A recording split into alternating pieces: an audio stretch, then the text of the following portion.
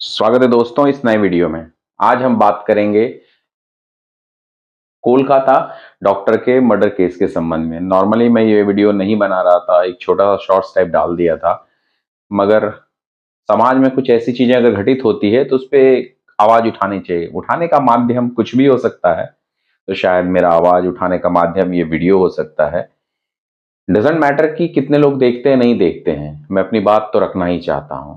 Kolkata murder case के घटनाओं के बारे में, फैक्ट्स के बारे में सभी लोग वाकिफ है। कितनी दर्दनाक, कितनी क्रूर और कितनी विभत्स घटना है, और किस तरह के से हैवान ने उस तरह की घटना की थी कि आज सारा समाज दहला हुआ है, डरा हुआ है और सोचने पे मजबूर है कि हम किस समाज में, कहने के लिए कहते हैं हम 21वीं सदी में जी रहे हैं, लेकिन क्या सच में हम 21वीं सदी के को अच्छा समाज कह सकते हैं अगर इस तरह की घटनाएं हो रही है?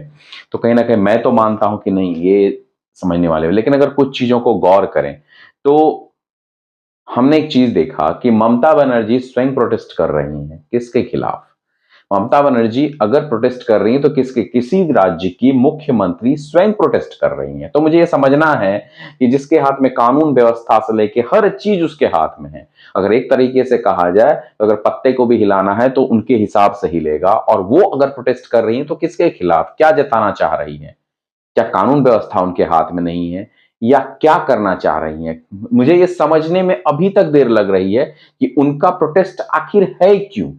कि जनता के साथ है। जनता के साथ होने का मतलब है विक्टिम को अगर न्याय दिलाना है उस स्थिति में है, अगर एक्यूज्ड को सही तरीके से सजा दिलनी है उस स्थिति में है, तो आप सीधे सीधे फास्ट ट्रैक कोर्ट बना के ऐसे ऐसे दरिंदों को इमीडिएट महीने भर के अंदर सजा दीजिए। फांसी छोटी सजा होगी। खैर, हम कुछ चीजों पे बात करते हैं।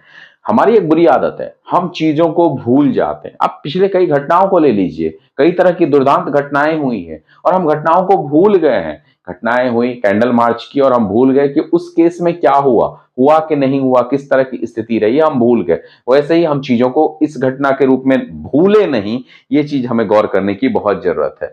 सच्चाई क्या थी? क्या सच में साजिश थी कि जानबूझ के किया गया था, प्री प्लान्ड था?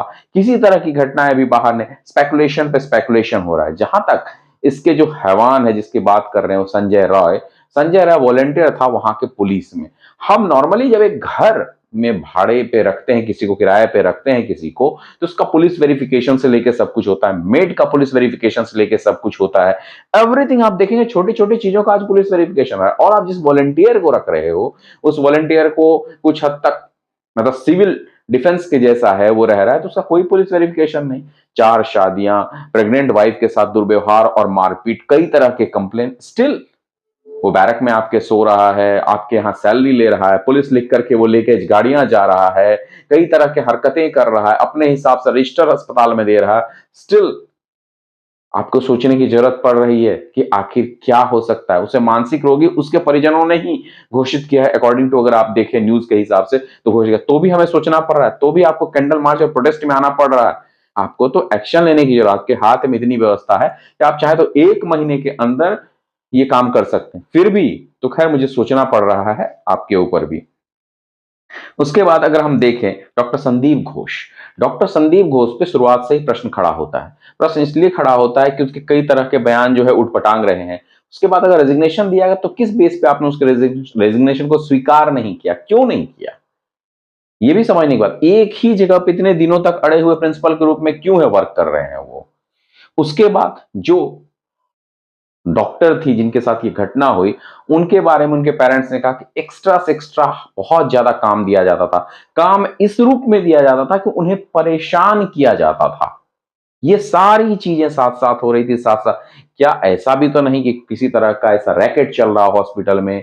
जो न्यूज़ें निकल के आ रही है उसी के बेस पे कह रहा हूं, या किस तरह की ऐसी घटना जो उसे पता नहीं चलना चाहिए और पता चल गया हो, और लोगों को अपना डर सताने लगा हो कि कुछ घटनाएं घटित हो सकती है आने वाले समय में, तो चलिए इसका मुंह बंद कर दिया जाता। तो क्या मुंह बंद कर इस तरीके से मुंह बंद किया गया है? अगर इस बात को देखा जाए तो कई चीजों को अगर गौर करें तो मुझे समझ में नहीं आता। ये तो अच्छी बात है कि सुप्रीम कोर्ट, मान सर्वोच्च न्यायालय के माननीय न्यायाधीश ने और सुप्रीम कोर्ट ने स्व संज्ञान से, स्व मोटो से इस केस में देखना शुरू किया है, और लोगों ने इस तरीके से इसे सपोर्ट किया है। और ऐसा होना नहीं चाहिए। ऐसी घटनाएं जिस समाज में हो रही है, हम कितना भी कह लें हम आधुनिक हो गए, हम आज भी उस पत्थर के युग में ही जी रहे हैं। शायद पत्थर का युग इससे बेहतर था। इस तरह की घटनाएं सोचने में भी शर्मिंदगी आती है, घृणा हो जाती है कि हम अपने आप को मानव कह रहे हैं और ऐसे ऐसे लोग हमारे बीच में रह रहे हैं। पहचानना मुश्किल है, जानना मुश्किल है, कौन अच्छा है कौन बुरा है। हर आदमी पे अविश्वास की नजर से देख रहा है। आज के समय में कोई किसी पे विश्वास नहीं कर रहा। सतर्कता की तो बात छोड़, इसके बाद ये कई घटनाओं के विवरण मिले हैं। एक अगर देखा जाए तो बदलापुर में भी एक घटना हुई है स्कूल में, उसके चलते लोगों ने चक्का जाम किया। और आज जरूरत है इसके लिए स्टेड फास्ट, एक स्ट्रॉन्ग, स्ट्रिक्ट ऐसी व्यवस्था की जरूरत है जो महीने 2 महीने 4 महीने का वेट ना करे, इमीडिएट सजा दे। अगर जुवेनाइल है तो 18 साल ना हो। निर्भया केस में जिस तरीके से कानून बने उसे अप्लाई करने की जरूरत है। मैं तो दहला हुआ हूं, मैं परेशान हूं। बहुत हिम्मत करके ये 4 शब्द इस वीडियो के रूप में कह रहा हूं, अन्यथा मुझे हिम्मत नहीं होती कि मैं क्या कहूं, इस पे क्या शब्द बोलूं और क्या कह पाऊं। आपका क्या कहना है जरूर बताइएगा। धन्यवाद दोस्तों।